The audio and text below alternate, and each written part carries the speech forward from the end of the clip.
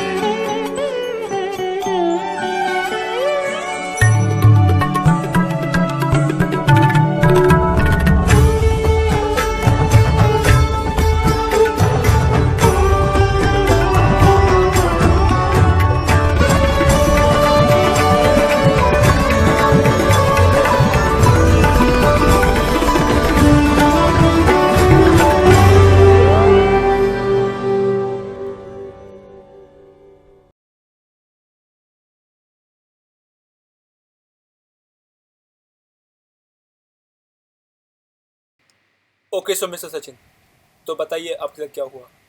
वो मेरे अपॉइंटमेंट का दिन था।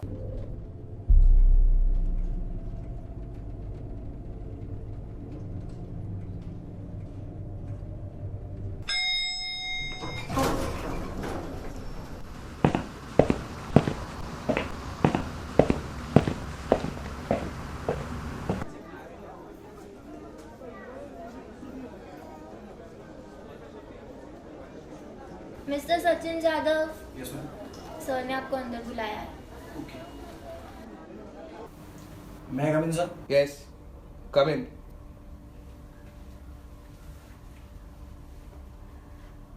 सचिन, सचिन जाधव। Yes sir. तो आप जाधव अंकल के बेटे हो? यस सर, हाँ। ओके से।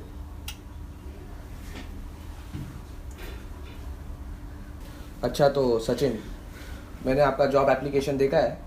Your CV is also quite interesting. Qualifications भी आपके बहुत अच्छे हैं। So tell me about your previous job experience. Sir previously मैं प्राइवेट ऑर्गेनाइजेशन में काम करता था। वहाँ पर मैं सीनियर मैनेजर की पोस्ट पे था। ओके। सर वो मेरी एक्चुअली जॉब चली गई। ऐसा क्यों? Sir actually that company was suffering from losses. So एक फॉरेन कंपनी आई और उसने उसे टेक ओवर कर लिया। एंड देन मेजर प्रॉब्लम वो सर कि उस कंपनी में एनवायरनमेंट भी काम करने सा नहीं था। वहाँ पे पॉलिटिक्स भी कुछ ज़्यादा होता था। सो बेटर भी आई थॉट कि छोड़ दूँ जॉब। अच्छा तो पब्लिक सेक्टर में आने के लिए आप कैसे इंस्पायर हुए from private to public? Actually sir मेरे फादर जो थे उन्होंने पब्लिक सेक्टर के अंदर सर्विस कर चुके हैं। हाँ वो तो मुझे मालूम ही है। सो उन्होंने मुझे सजेस्ट किया कि सर मैं पब्लिक सेक्टर के लिए जाऊँ, क्योंकि सर प्राइवेट में कैसा होता है कि जॉब सिक्योरिटी नहीं होती और पब्लिक में क्या सर एक्चुअली एक जॉब सिक्योरिटी होती है। और as being a good employ sir मुझे ऐसा लगता है कि मेरे को पब्लिक सेक्टर में काम करना चाहिए, क्योंकि सर्विस ही मेरा हमेशा से मोटिव रहा था sir. Okay. So I opted for public organisation. Okay ठीक है, मैं आपको कॉल करूँगा। Okay, thank you sir.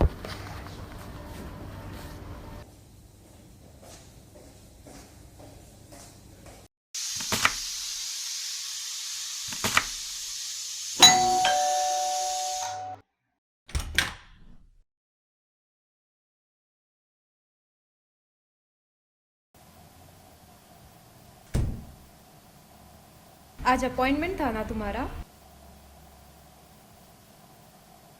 क्या बोला सर ने? फिलहाल तो सर ने कुछ नहीं बोला होता, लेकिन उन्होंने कहा कि अगर कुछ हो सका तो कॉल करेंगे। हो सके तो मतलब? ऐसी कोई बात नहीं होता। उन्हें मेरा रिज्यूम पसंद आया, शायद मैं उस पोस्ट लायक हूँ, लेकिन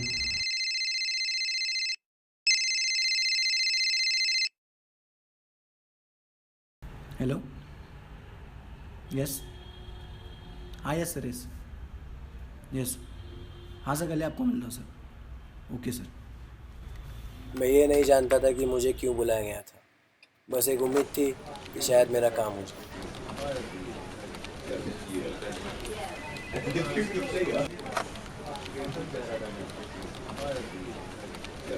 एक्सक्यूज मी, यस, किससे मिलना है आपको? दलवाई साहब से मिलना है। अंदर। मैं कम इन सर? हाँ Sachin, come in. Yes sir. बैठ जाओ।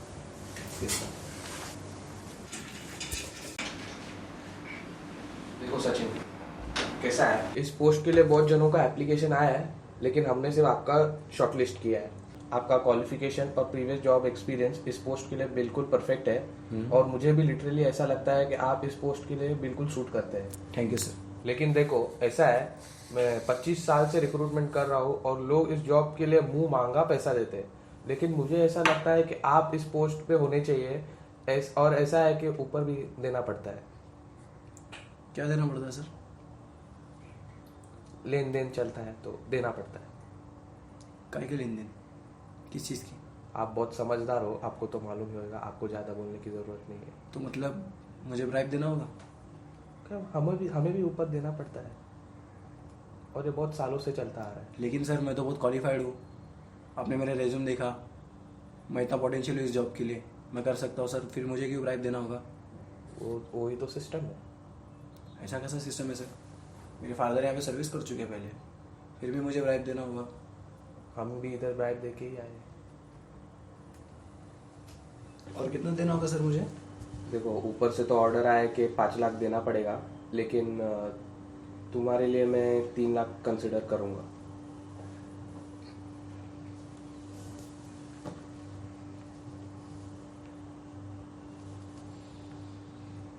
सर मैं 2 लाख तक कर सकता हूँ सर, उससे ज़्यादा मैं नहीं कर पाऊँगा। 2 लाख रुपया बहुत मुश्किल है, लेकिन सर प्लीज़ कुछ ट्राई करिए। मैं ट्राई कर सकता हूँ। Thank you sir. और हाँ, जल्दी से जल्द 1-2 दिन में देना पैसे, क्योंकि फिर उसके बाद तुम जॉब ज्वाइन कर सकते हो।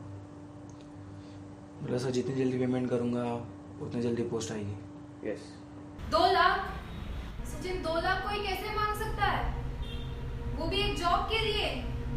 इसका मतलब क्वालिफिकेशन का तो कोई मतलब ही नहीं रहा। ऐसे तो मैं भी नहीं देना चाहता रुता, पर क्या करूँ, मजबूरी है। ऐसे करप्शन में तो मुझे भी नहीं पड़ना। आज मेरे पास कोई जॉब नहीं है, पैसे नहीं है, और अगर जल्दी पैसे नहीं दिए तो शायद ये जॉब भी नहीं रहेगी। तो कल ही दे दो सचिन, अभी फिलहाल जॉब जरूरी है।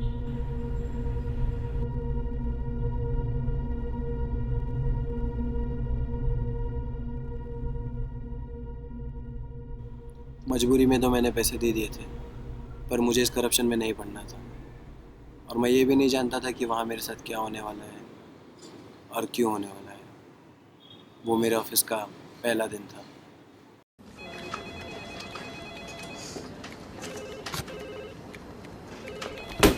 अरे कितने बार समझो आपको Yadav ji, please try to understand. आपकी फाइल में कोई भी वजन नहीं है, फिर वो फाइल का वजन बढ़ाओ। वजन मतलब? समझ सकते हो?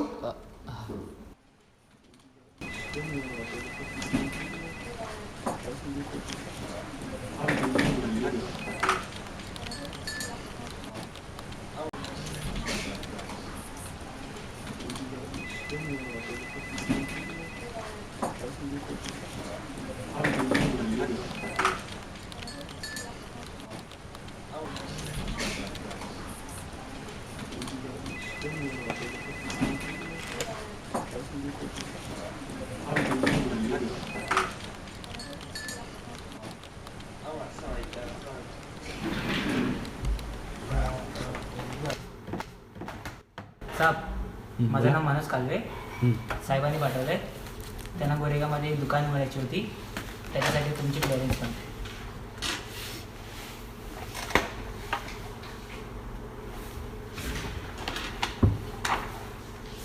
मोमोसाठी नाही अप्लाय केलं? आतापर्यंत केलं नाही. रेंट एग्रीमेंट वगैरे ते बनवल्यानंतर. गाडी बिल कोणच्या नावावर आहे? साहेबांचे. डॉक्यूमेंट बहुत कम है सारा, नहीं हो पाएगा इतने में. एक्चुअली जो डॉक्यूमेंट देना चाहिए प्रोसीजर के हिसाब से कंप्लाई करने के लिए, वो आपका डॉक्यूमेंट बहुत कम है, क्लियरेंस नहीं मिल सकता आपको, बहुत प्रॉब्लम होगा. एक्चुअली हम लोग को भी आगे जॉब देना पड़ता है, इसलिए कुछ नहीं होगा. नहीं हो सकता सर. चलिए हम लोग को भी आगे बताना पड़ता ना, जब फाइल आपके सामने जाएगी, ऊपर जाएगी, तो उनको बताना पड़ेगा. अभी तो करो ना साहब.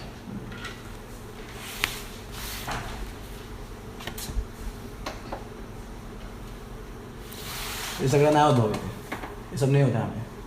हे करो ना, साहब का काम है. कौन है आपके साथ? एमएलए है इधर के, किधर के? गोरेगांव के। पोस्ट क्या है उनकी? पब्लिक सर्वेंट है। पब्लिक के सर्वेंट है ना, उन्हें बोला कि पब्लिक की सर्विस करे।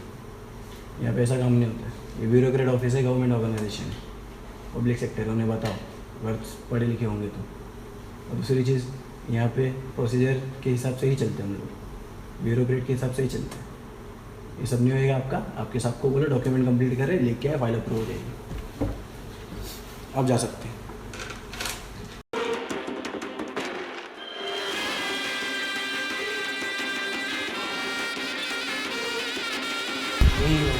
साहब क्या हुआ साहब? नाम क्या तेरा? सचिन यादव। नए काम करने की चर्बी चढ़ी तेरे को? क्यों ऐसा? बंदे को भेजा था, डॉक्यूमेंट का अप्रूवल क्यों नहीं किया? आपका डॉक्यूमेंट सर बहुत कम था। प्रोसीजर के हिसाब से हम लोग को डॉक्यूमेंट कॉम्प्लाई नहीं कर सकते। डॉक्यूमेंट हर किसी का काम होता है, तो तू उनका भी काम नहीं करेगा क्या? सर किसी का भी डॉक्यूमेंट हो, मैं वैसे ही काम करूँगा। आपका कुछ स्पेशल नहीं है। डॉक्यूमेंट आपका कम था, इसलिए फाइल मैंने रिजेक्ट कर दी थी। काम करना तुझे सिखाया नहीं लगता किसी ने? काम मुझे आता है सर। डिपार्टमेंट में हमारी चलती है, तेरी नहीं, समझा?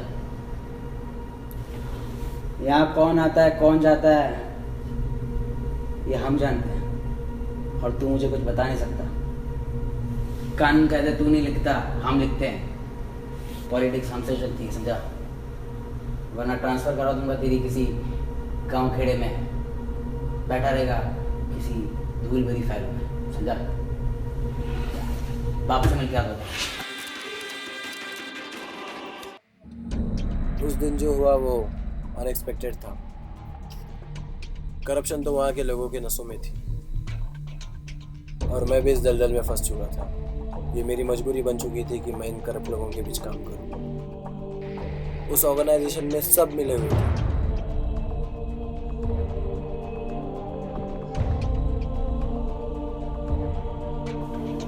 मैं नहीं जानता सर कि वहाँ क्या हो रहा है और मेरे साथ क्या होने वाला था, और मुझे इतना पता था कि वहाँ जो भी हो रहा है गलत हो रहा है। ओके सो मिस्टर सचिन, आपने बहुत अच्छा काम किया एंटी करप्शन ब्यूरो को इन्फॉर्म करके। Your evidences and details will help us get the criminals behind the bars. Thank you, you done a great job. इस देश को आप जैसे लोगों की बहुत ज़रूरत है। We need more people like you. जय हिंद।